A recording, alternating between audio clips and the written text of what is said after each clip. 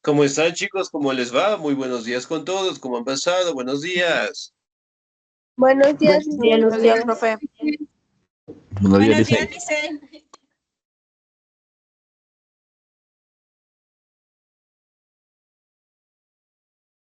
¿Cómo están, chicos? ¿Cómo les va? Un gustazo saludarles, esperando pues que se encuentren muy bien. No se olvida, por favor, seguir revisando la plataforma, las tareas, las actividades. De igual manera, no se olvidará, por favor, de presentar algún documento que tal vez nos falte en la institución, ¿no? De igual manera, tratemos de estar al día en las pensiones para no tener contratiempos al finalizar el año lectivo, ¿sí?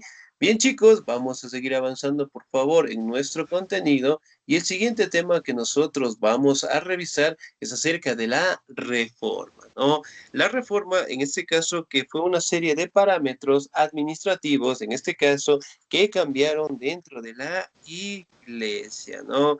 Y eso directamente fueron reformas realizadas directamente por cambios y a peticiones, en este caso, de célebres personajes como Martín Lutero, Juan Calvino y el rey, en este caso de Inglaterra, conocido como Enrique VIII, ¿no? Que prácticamente fueron los pioneros en dar lo que son reformas estructurales dentro de la iglesia. ¿Me ayuda, por favor, en la lectura el señor o la señorita? ¿Me ayuda, por favor, el señor? Regálame un segundito, por favor. ¿Me ayuda la señorita Olga Carrasco, por favor? Ya, Licey. La reforma. La iglesia de comienzos de la edad moderna tiene a hacerse señorial, a acumular riquezas y a la ostentación de ellas. En la etapa tiene ambiciones políticas, venden bulas para conseguir dinero y ventajas políticas. Y a la iglesia se instalan en la corrupción para seguir dinero por más que se condene la minosia o venta de sacramentos. Se crea una teocracia imperial que disputa en el poder temporal al emperador. Además, la recaudación del diezmo implica un ingreso de dinero desde todos los reinos cristianos. Ya, Luis. Excelente, señorita Díaz, muchísimas gracias. Muy bien. Ahora, dentro de la reforma prácticamente se dio a comienzos en la Edad Moderna dentro de la iglesia, ¿no? Cuando la iglesia en este caso empieza a acumular riqueza, a la ostentación de lujos, y aquí directamente destacan, ¿no? La ambición que tiene el Papa, en este caso de conseguir dinero, ¿no? Mediante las bulas, mediante la venta de sacramentos, ¿no? ¿Qué son las bulas? Las bulas prácticamente eran normativas impuestas por el Papa con la finalidad, en este caso, de tener dinero. Por ejemplo, el sacerdote en misa directamente daba lo que son parámetros, daba la oración pertinente y justamente al finalizar la misa él decía, ¿no? En este caso de que si necesitaban algún territorio, algún sitio o algún recurso de alguna persona, eventualmente les decían, si usted no quiere ir al infierno, si usted directamente no quiere ser condenado, tiene que donar directamente sus propiedades a la iglesia en general, ¿no? Por ende, una vez que usted directamente ofrezca sus recursos, va a tener una bendición directa de parte del sacerdote y eso pues permitía llegar al cielo, ¿no? Eso prácticamente lo hacían con la finalidad de acumular riquezas, ¿no? Y a eso se le conoce como la venta y de simonía, la venta directamente de las bulas, y eso obviamente permitió que la iglesia siga en constante crecimiento, ¿no? También se daba lo que era la venta de sacramentos, la simonía. De igual manera, si todo el control prácticamente estaba en base a la iglesia, ¿no? Y ya no directamente a los emperadores de aquella época, sino más bien todo giraba en administración política, económica y religiosa mediante la integración directamente de el Papa en general, ¿no? Y una de las normativas, en este caso, que implantaron las iglesias fue la recaudación de el diezmo, ¿sí? Y ahí directamente los diezmos eran obligatorios, los diezmos tenían un valor sumamente amplio y obviamente si las personas no podían cancelarlo, podían directamente ser recaudados en propiedades, en territorios, ¿no? Y eso prácticamente lo hacían en todos los reinos cristianos. Muy bien, vamos a la siguiente diapositiva. ¿Me ayuda la señorita Vilma Chamba, por favor?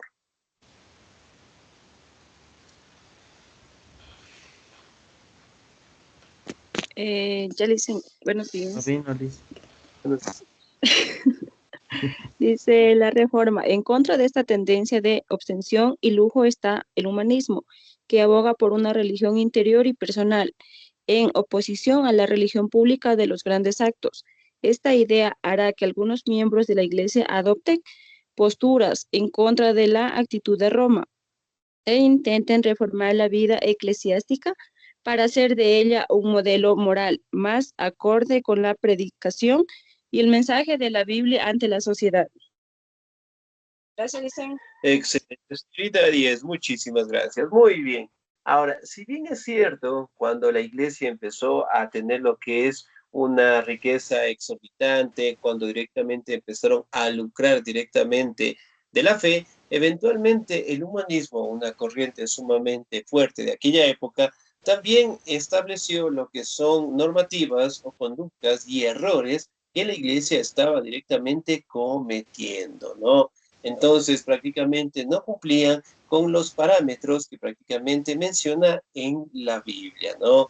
Como ustedes saben, en la Biblia, sí, en este caso destaca lo que son normativas de conducta de las personas, nos habla directamente de la solidaridad, del amor, del compañerismo, en este caso de mantener una buena conducta, de tratar de obrar al bien. Sin embargo, poco a poco las personas de aquel entonces, hablando directamente de la iglesia como tal, no se apegaron directamente a la visión, sí, directamente de sus objetivos, de sus principios, y el humanismo, que estaba enfocado directamente en el conocimiento, en la razón, eventualmente le empezaron a hacer frente a esas posturas de abuso que tenía pues la iglesia como tal, ¿no? El humanismo directamente hablaba y se enfocaba acerca de los actos de corrupción y la doble moral en este caso que estaba teniendo tanto el Papa, la Iglesia y los sacerdotes en general, ¿no? Y no prácticamente se aplicaban o estaban cerca del mensaje de la Biblia que prácticamente ellos mencionaban en cada misa, ¿no? Ahora vamos a hablar de un representante sumamente importante que dio paso a las reformas dentro de la Iglesia, en donde eventualmente es considerado como uno de los representantes que ayudó directamente a establecer lo que es el cambio de las posturas, tanto de las normativas dentro de la iglesia, como directamente detener el avance de la iglesia, detener directamente lo que es el enriquecimiento y además de ello el abuso de la iglesia que tenía. Y uno de esos personajes que obviamente detuvo y le hizo frente a la iglesia fue pues el personaje de Martín Lutero. ¿Me ayuda, por favor, en la lectura el señor o la señorita? ¿Me ayuda, por favor, la señorita Mayra Troya, por favor?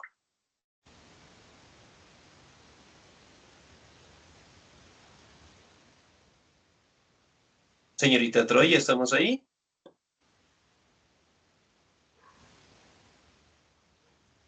Sí, no, parece que tenemos problemas en la conexión. Señor Yugan, por favor. ¿Puedo leerlo yo, Ya Licen? dice Martín Lutero, 1486-1546, el gran impulsador de la reforma de la Iglesia. Fue un fraile agustino que considera que la ostentación y el lujo de la Iglesia y el papado está en contra del mensaje evangélico. Su conflicto con el papado se concentra en la crisis de las indulgencias. En 1514, León V quiere León V quiere recaudar dinero para la construcción del Vaticano y la Basílica de San Pedro. Para ello vende bulas e indulgencias. Ante esta actitud de la Iglesia, Lutero comienza comienza a predicar en contra de la ostentación del lujo. Esto vale muchos enfrentamientos con la jerarquía y el Vaticano, que culminan en 1517, año en que publica sus 95 tesis, que pone en la puerta de su parroquia en Wittenberg. En ellas condena el proceso de enriquecimiento de la Iglesia. Excelente, señor Díez, muchísimas gracias. Muy bien. Ahora, el personaje de Martín Lutero, ¿no? Tuvo un gran desarrollo justamente cuando le hizo frente a la iglesia, ¿no? Denunciando sus abusos, denunciando directamente los atropellos y además de ello obligándolos a la población, a los ciudadanos, a entregar sus recursos, sus tierras, ¿no? Eso eventualmente dio paso, en este caso, a tener un conflicto con el Papa, ¿no? Justamente en los años de 1514, León X trató directamente de recaudar dinero para la construcción del Vaticano, la Basílica de San Pedro, y para ello directamente empezó con la venta de indulgencia, la venta directamente de sacramentos, y eso directamente dio paso a que Lutero le hiciera frente directamente con su predicación, ¿no? Contra la ostentación del lujo, contra el abuso de la iglesia, y eso directamente ayudó a que en Wittenberg, directamente en Alemania, publicara sus 95 tesis, ¿no? En donde mencionaba el abuso directamente de la iglesia y en donde también detallaba que la población como tal podría interpretar la Biblia a su manera y ya no directamente en base a la iglesia, en base directamente a la acumulación de las riquezas que ellos poco a poco estaban directamente teniendo. Tanto la estructura de la iglesia como el abuso directamente en la población, ¿no? Y poco a poco la población como tal empezó a tener lo que es una postura más hacia las ideas, el objetivo que mencionaba Martín Lutero, que en base directamente a la religión, ¿no? Que poco a poco y mediante las publicaciones de Lutero fue perdiendo poder en la población en general. Además de ello, Martín Lutero también nos dejó características propias en donde los ciudadanos tenían que interpretar la Biblia a su manera, en donde también era considerado de una u otra manera como un representante dentro de las reformas. A pesar que Martín Lutero en este caso era un personaje sumamente religioso, no estaba de acuerdo con el abuso que en este caso hacía el Papa León, ¿no? Muy bien, me ayuda por favor en la lectura la señorita Jenny Mireya, por favor. Ya, Milice. Martín Lutero formula un nuevo concepto del pecado y de la penitencia y considera que el jefe de la iglesia debe ser el príncipe y no el papa.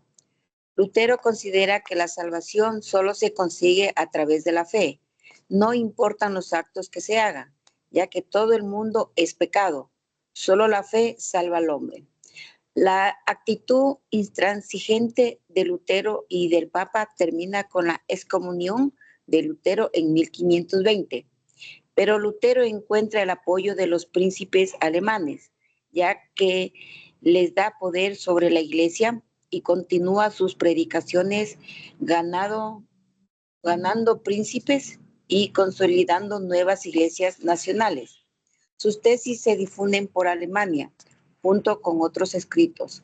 Traduce la Biblia al alemán, puesto que considera que todos los cristianos deben leer la Biblia e interpretarla según su entender. Excelente, señorita Díez, muchísimas gracias. Muy bien. Ahora, Martín Lutero prácticamente establece, ¿no? De que el jefe de la iglesia tiene que ser el príncipe y ya no directamente el papa, ¿no? Debido a que el papa, en ese caso, se acumulaba de riquezas, directamente abusaba de la población, las explotaba, creaba normativas y obviamente no se apegaba al mensaje de la Biblia, ¿no? Aquí también hace una referencia de que la salvación solo se consigue a través de la fe. No importan los actos que se hagan, ya que todo el mundo es pecado. Solo la fe salva al hombre. Sí, entonces él decía que si una persona mientras más fe tenga, más posibilidades de salvación va a tener, ¿no? También podemos hablar que en 1520 se da la excomunión de Lutero. ¿Qué es la excomunión?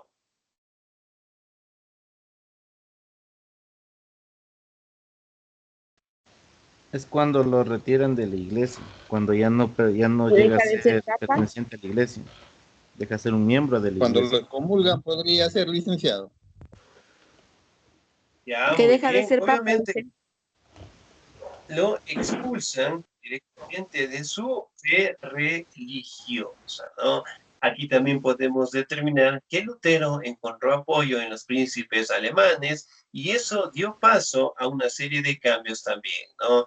Directamente traducir la Biblia al idioma alemán, aquí directamente establecer de que todos los cristianos podemos leer la Biblia y entenderlo a nuestra manera, ¿no? Para aquellos años solamente el sacerdote, el fraile o en este caso el monaguillo eran los únicos que podían interpretar la Biblia y no los ciudadanos en general, ¿no? Ahora vamos a determinar el Concilio de Iglesias Nacionales en donde prácticamente se establecieron estos cambios, ¿no? Me ayuda por favor en la lectura la señorita o el señor. Me ayuda por favor. Olegario dicen. Claro, muy bien. Por favor, el señor Jorge Javier. Ya. Dice.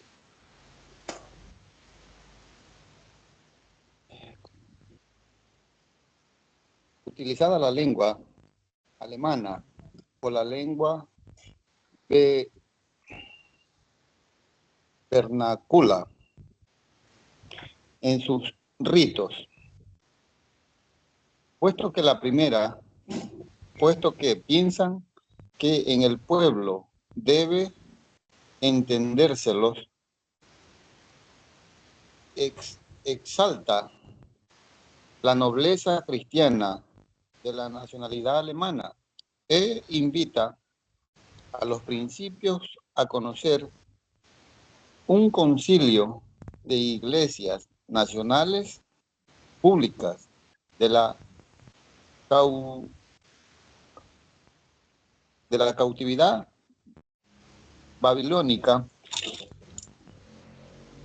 de las iglesias que en un ataque directo al papado, donde afirma que la única verdad está en la Biblia, y de la libertad de interior del cristiano, donde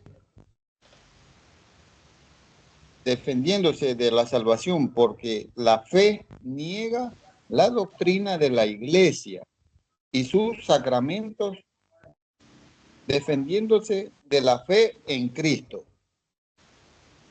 Excelente, señor. Muchísimas gracias. Muy bien. Aquí directamente dentro de la reunión de las iglesias nacionales se establecen directamente algunas normativas, ¿no? En donde establecen lo que es la lengua alemana dentro de sus ritos religiosos. También directamente destaca en donde la Biblia directamente puede ser interpretada por el cristiano. Además de ello, destaca directamente que la salvación siempre debe darse por la fe, ¿no? Además de ello, directamente establecen lo que son parámetros en donde los sumos pontífices, los sumos sacerdotes, obviamente no directamente abusen de su potestad y no existan los actos de corrupción, ¿no? Muy bien, yo le voy a dar lectura, por favor, la siguiente diapositiva. En un principio se pone a la rebelión contra el príncipe, pero luego justifica la sedición contra la autoridad.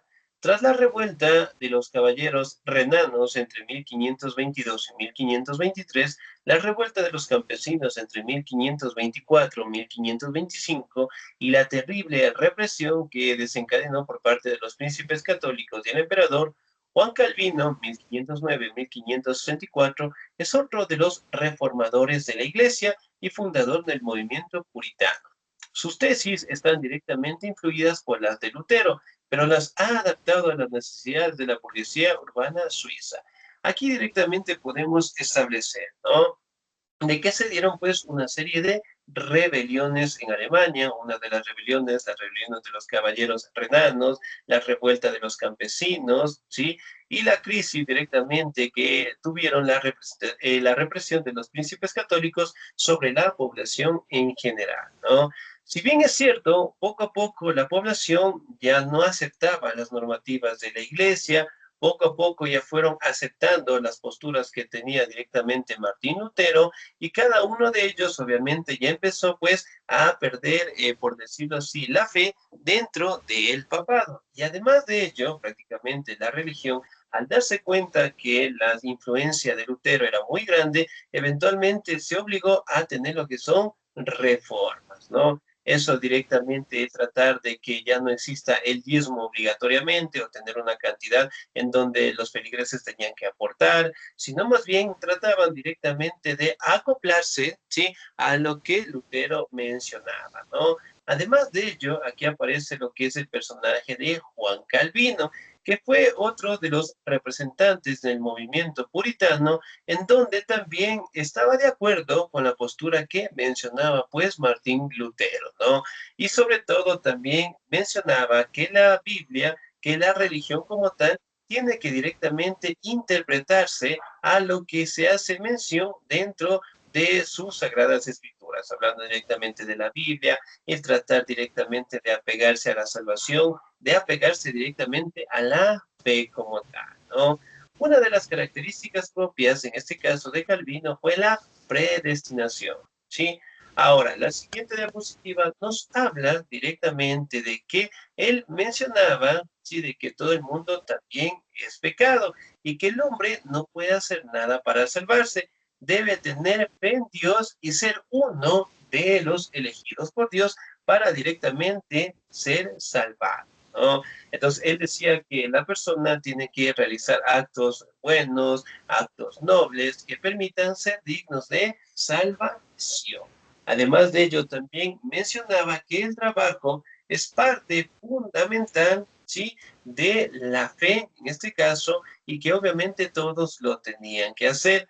Además de ello, también él condenaba lo que es el enriquecimiento personal, también en su momento mencionaba, en este caso, de que la iglesia tenía que acoplarse a lo que mencionaba la Biblia y obviamente no ostentarse, ¿no? De igual manera, en este caso, Calvino funda su iglesia con sus seguidores, en donde eventualmente crea a sus ministros y donde habla directamente acerca de posturas o cambios que deben tener, y no más bien apoyándose directamente a lo que mencionaba el Papa, ¿no? Entonces, tanto Juan Calvino como Martín Lutero fueron representantes religiosos que le hicieron frente a la iglesia, ¿no?, en contra del abuso y del poder.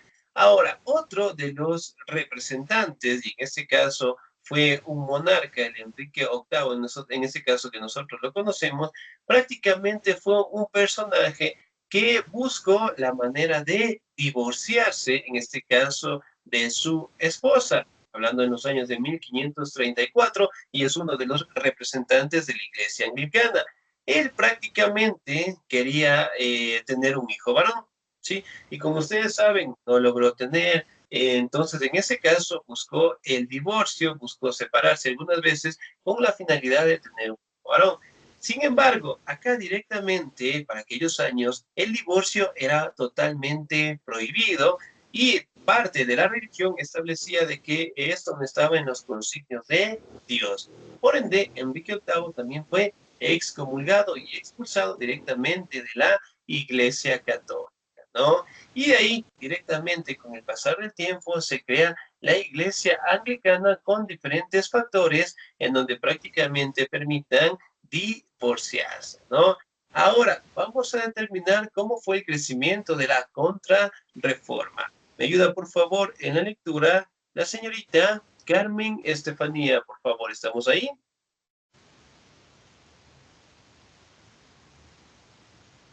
Señorita Carmen Estefanía, ¿no? Sin nota. Muy bien. ¿Me ayuda, por favor, la señorita? Oh, señor, regalemos un segundito, por favor. Me ayuda el señor Yungan, por favor. La contrarreforma. Ya. Dice, la contrarreforma, también también en el seno de la Iglesia Católica se hace un intento por moralizar la vida eclesiástica y tener un espíritu más evangélico. Los jesuitas intentan una conciliación con los protestantes para que elaboraran el mito de la Iglesia primitiva, y defienden el estudio del Evangelio, pero los jesuitas tienen un voto de evidencia al Papa que será la esencia de la contrarreforma. Además, los jesuitas negarán la religiosidad íntima. En favor de los grandes ritos, la contrarreforma toma cuerpo en el Concilio de Trento de 1545 y 1563, que se convoca a la petición de todo el mundo para resolver los litigios planteados. En un principio pretendía reconciliar a la Iglesia Católica con los protestantes, pero triunfaron las tesis más intransigentes. Excelente, muy bien, 10, muchísimas gracias. Ahora, la contrarreforma como tal, prácticamente, ¿no? Fue la reunión, en este caso, que tuvieron las iglesias con la finalidad de establecer lo que son los parámetros de Martín Lutero, de Juan Calvino, de Enrique VIII, y con la finalidad de acoplarse directamente a su sociedad en general, ¿no? Si bien es cierto, los jesuitas de una u otra manera trató de que los protestantes como tal, que fueron considerados aquellas personas que ya no gozaban de los mismos principios de la Iglesia Católica, trataran de unificarse otra vez, ¿no? No lo consiguieron y eventualmente tuvieron que respetar, ¿no? Entonces cada uno de ellos empezaron a tener sus propias posturas religiosas, cada uno de ellos empezaron a tener sus ritos y eventualmente la iglesia tuvo que acoplarse, ¿no? Y eso directamente tomó forma en el Concilio de Trento en 1545 a 1563, ¿no? En donde obviamente cada una de estas religiones como tal mantienen sus posturas, son respetadas y la iglesia obviamente pues tuvo que cambiar su estructura, tanto en las normativas administrativas, en las normativas económicas y además de ello también del abuso que tenía hacia la población en general, ¿no? También podemos determinar que prácticamente todas las personas se apoyaron en diferentes posturas religiosas y más bien en este caso la iglesia detuvo pues su enriquecimiento, ¿no? La venta de simonías, la venta de sacramentos también se detuvieron. ¿Me ayuda por favor la siguiente diapositiva, la señorita Jenny, por favor? Jenny Iñiguez, dice. Soy la única. Sí, por favor. La contrarreforma. El concilio lo convocó Pablo III y lo cerró Pío V, o sexto, ¿cuál es? Tras la discusión se decretó... Pío IV. Pío IV. Tras la discusión se decretaron una serie de normas para los ritos y la organización de la iglesia, que serían de obligado cumplimiento para todos y que durarían hasta el siglo XX. Es, ante todo, un concilio normativo en el que se organiza la doctrina y se determinan los dogmas de la iglesia.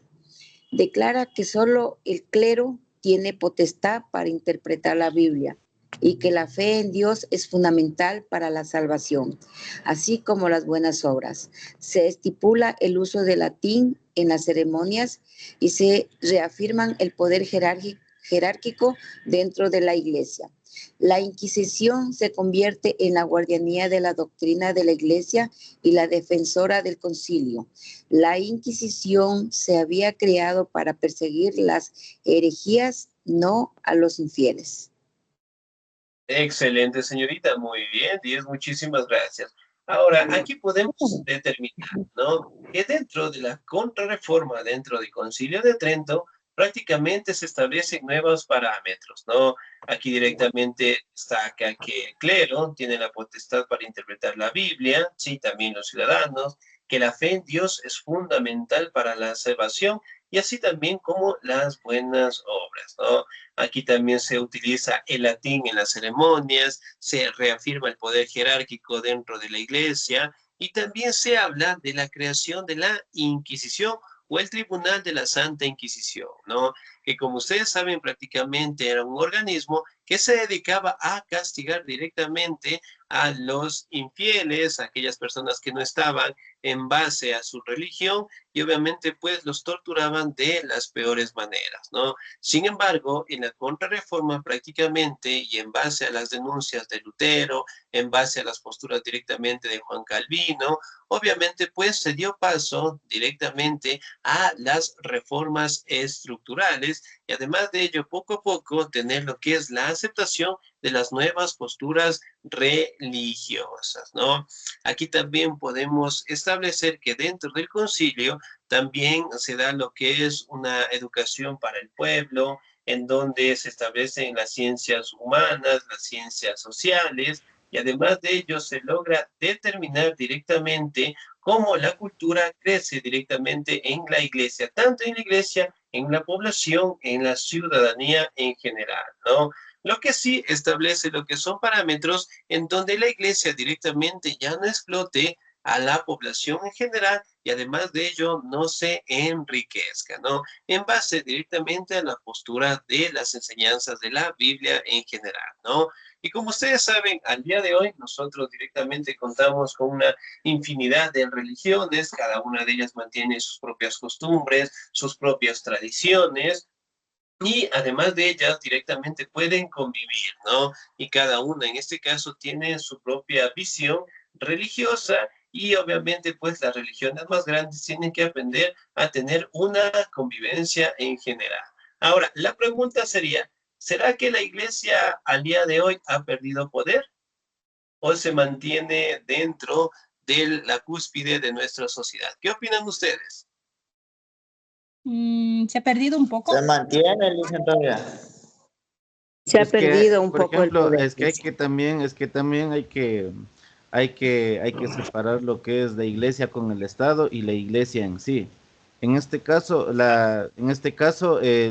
el catolicismo todavía sigue teniendo un poder sobre muchas cosas. En este caso, por ejemplo, el Vaticano es una de las principales religiones que todavía tiene bastante poder y bastante influencia, tanto en lo gubernamental, en lo social, en lo político. Entonces, no ha Excelente, perdido muy mucho. bien. Ha perdido, sí, Ah, pero no muy mucho. bien. Yes. Ahora, la pregunta siempre va, la pregunta No se le de, escucha, dicen. es, mencionan, ¿no? Mencionan algunos economistas, destacan de que si se vendieran los recursos que tiene la iglesia, todos los recursos en el mundo, se podría erradicar la pobreza 3 veces. ¿Qué opinan ustedes? ¿Será verdad? ¿Será mentira? Sí, dicen, al día de hoy el Banco Sí, del es verdad. Vaticano es uno de los bancos más poderosos del mundo y que podría acabar con, digamos, con la pobreza de países como digamos, países africanos, como también países pobres. Porque ya que el Vaticano en sí no es una provincia, sino un país, de los cuales el Vaticano es el país más rico del mundo, por encima de Estados Unidos y Europa juntos. Muy bien, entonces, bien, si bien es cierto, pues cada una de las religiones deben acoplarse directamente a los objetivos y esperemos que sea en beneficio, pues, para todos en general, ¿sí? Bien, chicos, nos vamos a quedar ahí, hasta ahí, por favor. Ahora vamos a tener una actividad, ¿ya? Vamos a realizar, ¿sí? Vamos a realizar lo que es un collage, ¿sí? Un collage acerca de las posturas tanto de Martín Lutero, de Juan Calvino y de el rey Enrique VIII, ¿sí? En una hoja de papel bond, en una hoja cuadros, vamos a realizar el collage. Podemos dibujar, podemos pegar a mano, nada computadora, ¿sí? Entonces, por ejemplo, podemos poner arriba, como ustedes saben, colegio, nombre, curso, fecha, día, y ahí directamente vamos. Vamos como título, Martín Lutero, realizamos el collage. Frente a las características que él mencionaba, de igual manera, más abajo hacemos de Calvino y de Enrique VIII. Y esa actividad, por favor, la van a realizar hasta el día, la siguiente semana, hasta el día domingo. ¿Está bien? Entonces, nos quedamos hasta ahí, por favor, chicos. Un excelente día.